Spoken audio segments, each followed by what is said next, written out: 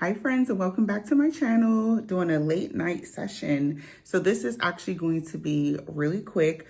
I got a lot of questions after I released my HIM to HIT courses recommendations list. And a lot of people are asking me questions like, exactly which course should I take? And it's not really like a straightforward answer I can give you for that. So instead, I'm going to show you a detailed example of how you should be reading job descriptions, the skills that you should be paying attention to, and how you can find this on the spreadsheet that I created for you guys. One sec.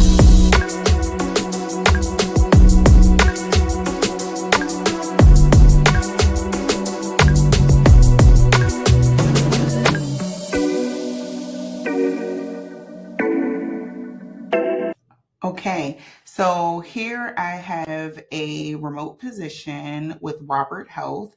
The example is going to be a Cerner specialist. This role looks to be a temporary role. They're paying anywhere between $57 to $66 an hour. And of course, this is going to be depending on your level of experience. So what I like to do when I'm reading through job descriptions and identifying what the keywords are and the skills are, I just copy and paste it over onto a Google Doc. It's just the easiest thing for me to do. I don't know if that's just the way I do it.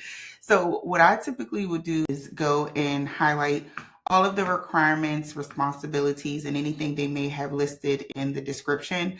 Copy and paste that over onto the Google Doc. Again, job title, Cerner specialist, the compensation range. I put a bit of what they had listed in the description, and then all of the responsibilities that's listed. Now, the things that stand out to me the most that's listed inside of the job description is system integration, projects and processes, also system configuration, updates and user training, also workflow, troubleshoot issues, solutions to end users, and healthcare regulations and data security standards. On the spreadsheet that I've created for you guys, you'll see where I have the list of all of the courses. The majority of the courses that I have on that list are beginner level. There are a few intermediate levels that I put onto the spreadsheet, and I'm going to begin to add more onto the spreadsheet and some advanced level courses. But I know for the most part, a lot of people in my audience, this is going to be all beginner level for you. So on the right-hand side of the spreadsheet, I have listed all of the skills that you would gain when you complete that course that's attached, okay? And the ones that I see or that I've seen mentioned most frequently in the job postings that I've been researching, I've highlighted those green. So whether it's highlighted green or not, if you just simply look at a keyword or a skill that's listed inside of a job posting and you know yourself that you currently do not have that skill set, but you work inside of the healthcare industry, maybe you have some years of experience up under your belt, maybe you already have the Registered Health Information Technician certification or the RHIA or any of the other AHIMA, AAPC, HFMA, you have a different certification, but you don't have the tech side of things. You don't have the informatics, the technology, the AI piece. You don't have any of that. So just with all of the skills that I identified in this position here with Robert Health for the Cerner specialist, there were 3 courses that I identified that's already on my spreadsheet that if you were to complete one of these courses, this will allow you to add it onto your resume as relevant education. So I'm going to click on this one here. This is the Microsoft IT Support Specialist Professional Certificate. Here it has all of the skills that you would gain when you complete this. And so it's not just a matter of like completing these courses and then just putting that you have learned the skill set, right? If and when, you decide to do this, what I would like for you to do is to connect it to a real world example of something that you've did in the workplace. You have to put more detailed information inside of your resume, and I'll give you guys an example of that in just a moment. But nonetheless, let's look to see which of the skills. See, we have systems, integration, system configuration. So right there, we see one of the skills, one of the first skills that's listed here is system configuration. Let's click on another one of the courses. And this one here is actually one of the courses I've already enrolled in. It's the very first one, Technical Diagnostics and Troubleshooting Techniques. This one, if you scroll down to the modules, you can see the information or the skills that you will learn in this course. So this one is pretty much troubleshooting operation systems, methodologies, troubleshooting techniques. This is all about troubleshooting and diagnostics. And we can see here that is one of the skills that is listed of your job duties and responsibilities. So again, you would go complete this course, and then you would try to connect it to some sort of real world experience that you have, or a project, because they do have projects that you can complete as well. And then let's do the healthcare IT support specialization. And then this one here, problem solving and communication. I'm going to click on outcomes. Okay. Health information technology fundamentals, operation and patient safety for healthcare IT, healthcare data security, privacy, and compliance. So data security, that's one of the skills that is listed inside of this job posting. Now, the reason why I pulled this one out as an example is because this company did not go into much detail as far as what the degree requirement is, any certification requirement, or years of experience. They didn't go into a lot of detail about that. And I've actually been seeing that a lot with healthcare IT and kind of IT positions in general on the associate level. So that's usually about 0 to 2 years of experience. I really don't see it listed too much what degree or certification that they're requesting.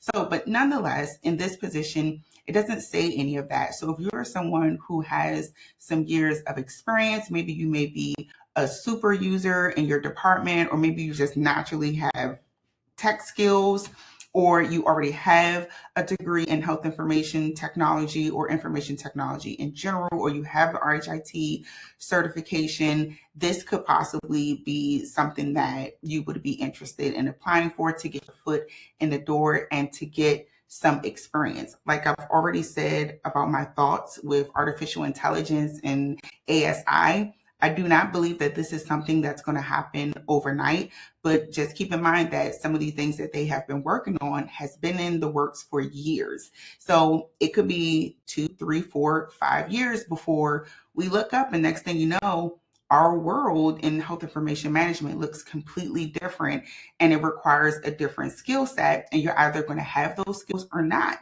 And keep in mind that when you do make some pivots and shifts in your career, it may take another year or 2 years for you to get a certain level of experience.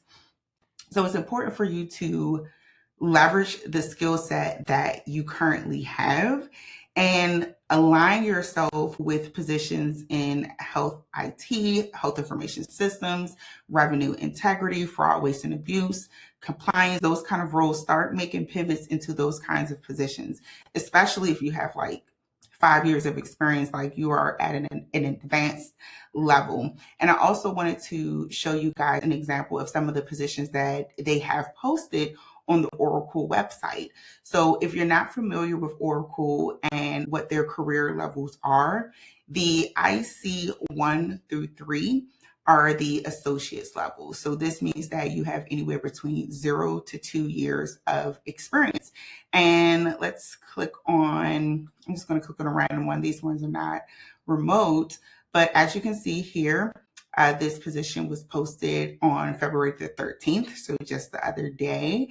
It is asking for 0 to 2 years of experience. And then when it goes into like the qualifications or whatnot, again, like it does not have listed a degree requirement. It does not have listed a certification requirement. It doesn't even really say like exactly how many years of experience. It says 0 to 2 years of experience. And they have a salary range here ranging from $21.92, so we could round it up to about $22 an hour, all the way up to about $43 an hour. So that's $42.93. So $45,600 to $89,300 a year on an entry level, whether you have 0 years of experience up to 3 years of experience. And again, if you were interested, let's just say, for example, if this was a remote position and you were trying to align yourself to this role and you were trying to figure out, okay, this looks like something I might go for in the future. What courses do I need to complete right now so that I can start applying for these kinds of job opportunities? It's very clear what the skills are. Again, you're seeing troubleshooting. You're seeing shadowing end users, testing workflows, troubleshooting investigations, capturing log files, querying tables. When you are performing targeted research on the positions that you're interested in pursuing, you're going to begin to notice a trend of seeing the same keywords over and over again. Those are clear indicators to you that these are the skills that you need to have in order to be competitive in the job market. You need to learn them and you need to try to actually get some work experience with these skills if you want to obtain these positions here. So the more you see the same keywords over and over, the more important it is for you to have the skill set.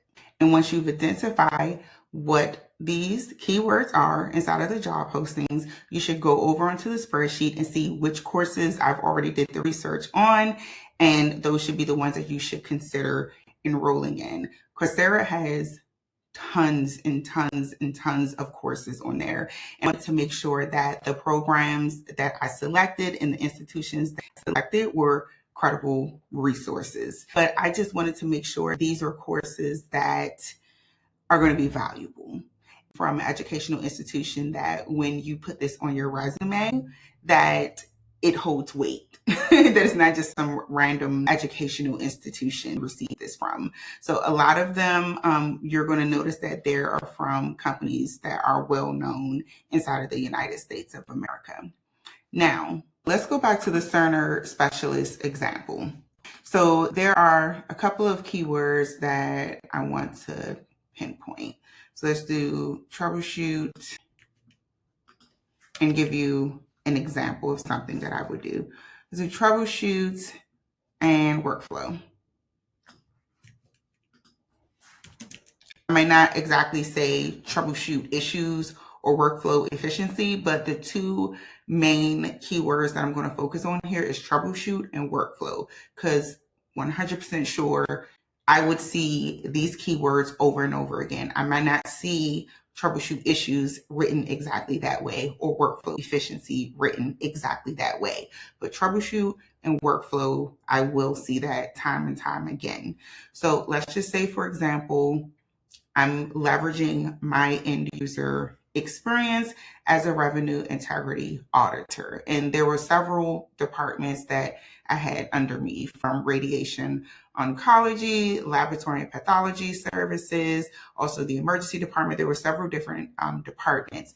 And radiation oncology was one of mine. And no matter where their charges flowed or end up, whether it was in the operating room, I was on top of it.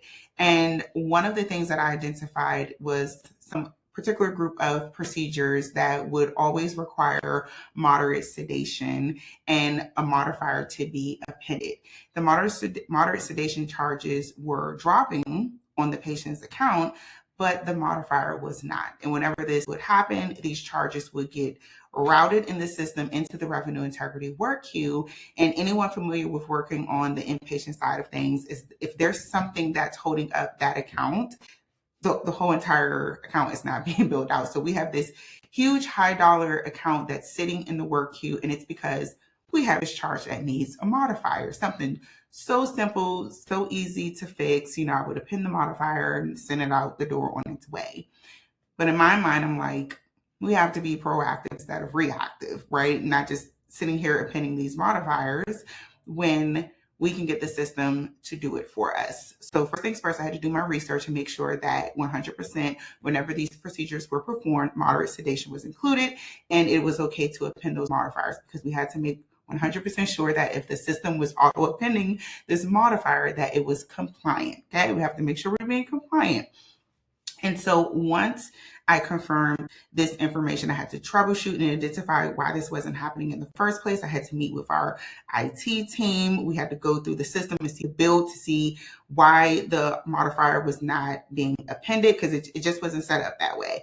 But the good news was that we could set the system up that way. So once I provided the IT team with the information that they needed and got approval from my managers and whatnot, we began to work on that. They updated everything in the system. It had to be tested. I had to approve, review, and approve that it was working correctly in the system before it went live. It was like an overall 3-month process for that to happen. But let's just say I'm interested in applying for this Cerner specialist position. I have my end user experience in the healthcare industry, 19 years of experience, an associate's in health information technology and the RHIT certification, very skilled on my part, but I don't have this side of things. So I decided to take these courses that I have listed here. And I take the course that is going to give me the skills or the educational knowledge of troubleshooting issues and workflow efficiency from a systems standpoint, in particular EHR systems. So I am not just going to complete that course and just say, okay, I learned this, I got the certificate, I'm going to plug it on my resume, put it on my LinkedIn profile, and then I'm just going to plug in these words on my resume and say troubleshooting workflow, like I learned this. No, you have to provide more detailed information. So if I were to complete that course, this is how I would add the information onto my resume. So I would say something like proactively identify and troubleshoot workflow and efficiencies in radiation oncology within the Epic EHR system,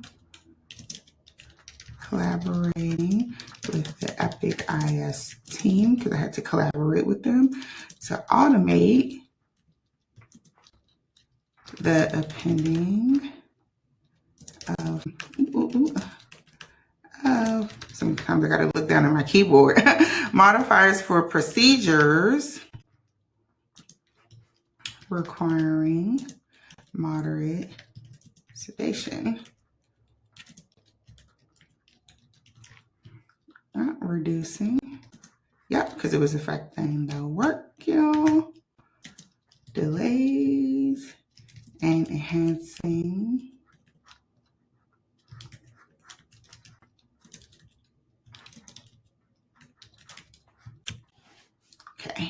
so I'm going to make this not bold. And then I'm just going to bold out the keywords that are filled inside of this one bullet point, right? So identify and troubleshoot. We got troubleshoot and workflow right there. Okay, let's bold that. EHR in itself is a keyword. Collaborating is going to be a keyword because there's a lot of collaborating with the IT team.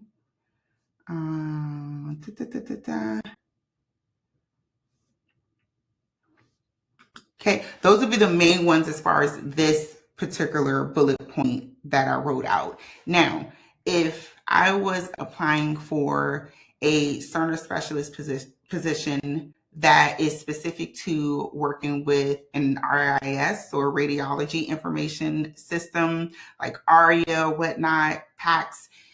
Now, if I was applying for an entry-level IT position specific to a radiology system, then me saying things like, I'm going to go in and highlight radiation oncology. That's going to be a key word there. Moderate sedation. That's going to be another key word right there. Also, the modifiers, that's going to be another keyword. Work cues also, that actually can be a keyword for the IT side of things, but as well as specific to this particular department. Those are all going to be keywords that are really going to stand out, one, to the applicant tracking system, and two, to the hiring manager. When you're writing bullet points inside of your resume and it's like super targeted to the exact positions that you're applying for. So that cerner specialist position, if you notice, it doesn't indicate a particular department. So for that one, it would be kind of like a general write of a resume if you're writing that resume. But if it's like super specific to a particular department within the hospital, then you can really dive deep with the keywords that you're using inside of your resume. So if you notice the first set of keywords that I highlighted bold, those were just general IT keywords. But if I were applying for a radiology specific information systems, information technology position, then all of the other keywords that I put bullet points on, all of those would matter. And the hiring manager, if this made it through the applicant tracking system, when they read that bullet point, that's going to be something that would stand out to them because that's going to be a pain point. They may read that bullet point and say, oh my God, this is exactly something that's going on in our department, or that we've went through this before. And she knows how to identify that. So I would just be connecting my current skill set that I already have back with my education and my certification.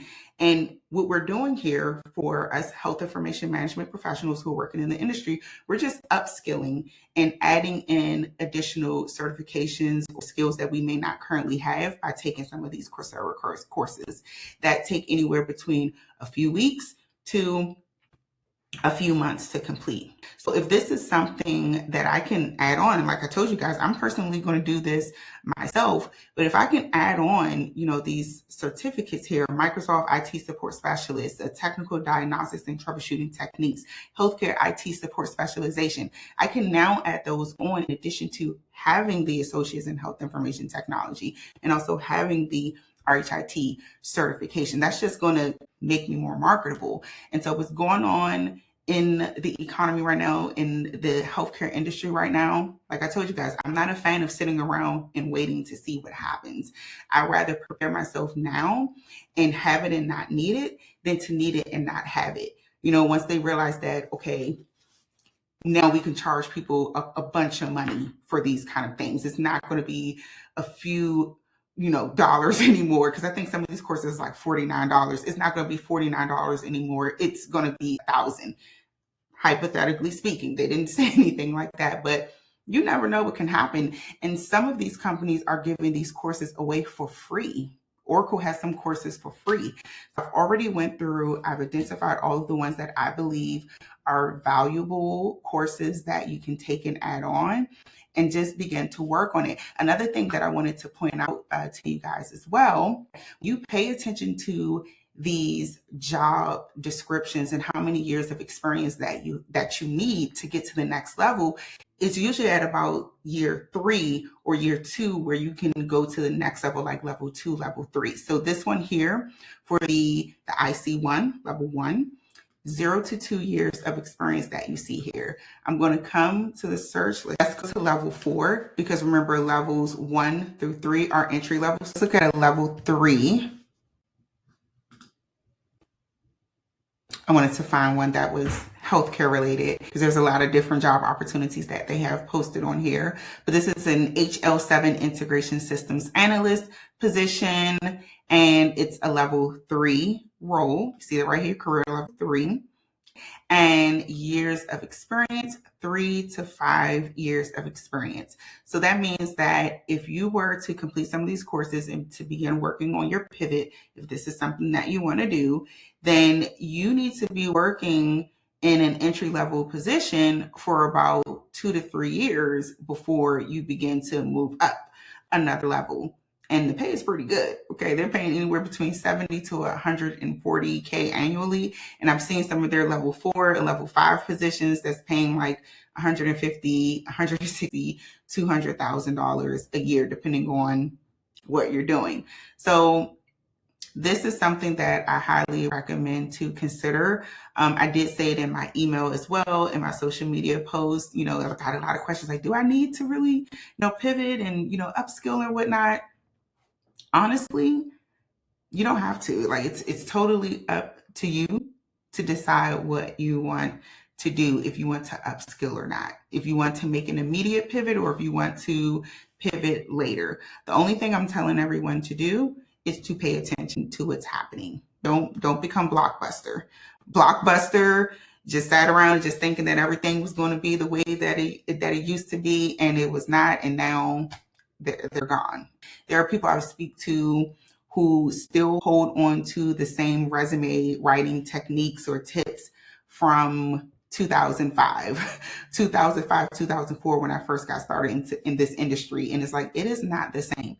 My resume is 7 pages long, and there is nothing nobody can do to tell me to make my resume any shorter. Like, my resume is 7 pages long, and more than likely it's going to continue to get longer. I'm not going to shorten my resume. And I've never had a hiring manager say, oh my gosh, your resume is so long. I've never had a problem making it through an applicant tracking system. I've never had a recruiter tell me your resume is too long.